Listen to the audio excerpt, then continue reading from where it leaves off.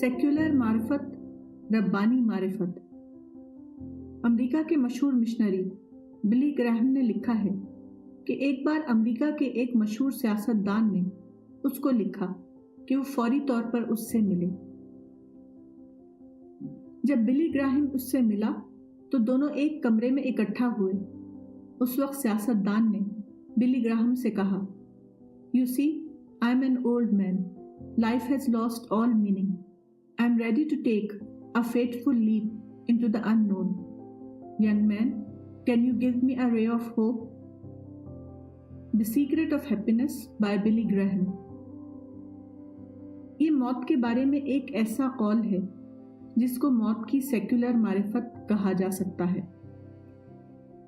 دوسرا واقعہ جو موت کی ربانی معرفت کا واقعہ ہے وہ ایک حدیث سے اس طرح معلوم ہوتا ہے، ان النبی صلی اللہ علیہ وسلم دخل علی شاب وهو فی الموت فقال کیف تجدک؟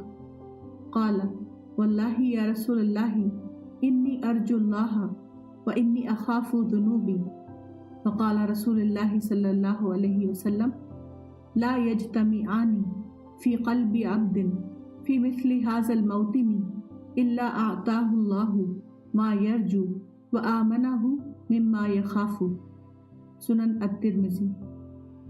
یعنی رسول اللہ صلی اللہ علیہ وسلم ایک نوجوان کے پاس گئے جبکہ وہ مرض الموت میں تھا۔ آپ نے پوچھا، تم اپنے کو کیسا پاتے ہو؟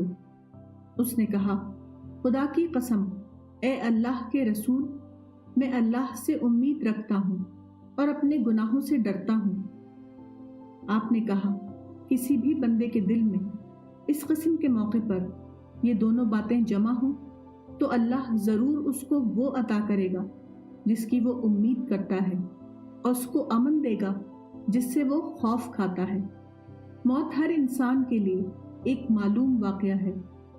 فرق یہ ہے کہ سیکولر انسان موت کو زندگی کے خاتمے کے طور پر دیکھتا ہے، اس کے برعکس ربانی انسان موت کو اس یقینی لمحے کے طور پر دیکھتا ہے جبکہ بندے کی ملاقات اس کے رب سے ہوگی۔